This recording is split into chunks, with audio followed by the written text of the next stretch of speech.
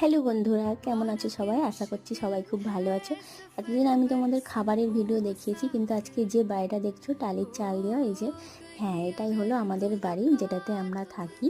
কিন্তু আমাদের এই বাড়িটাকে আরও ভেঙে ভালো করে নতুন করে বাড়ি তৈরি করা হবে।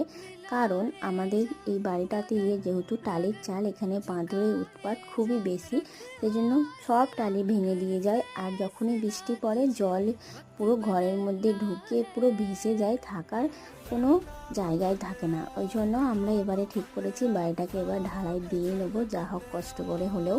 ওই জন্য আমরা বাড়িটাকে ঢালাই দেওয়ার জন্য এখানে ইট আসছে, দেখো আমরা 6,000 ইট নিয়েছি আপাতত, কিন্তু আরও লাগবে পরে। কিন্তু ইটের এখন প্রচুর দাম পড়ে গেছে, জানি না কি হবে, কিন্তু এবারে আমাদের করতেই হবে, না হলে অবস্থা খুবই খারাপ হয়ে যাচ্ছিলো, থাকাই যাচ্ছিলো না। তো আমি আমার বাড়ির পুরো ভিডিও তোমাদের সাথে শেয়ার করবো, এর জন্য পাশে থাকো।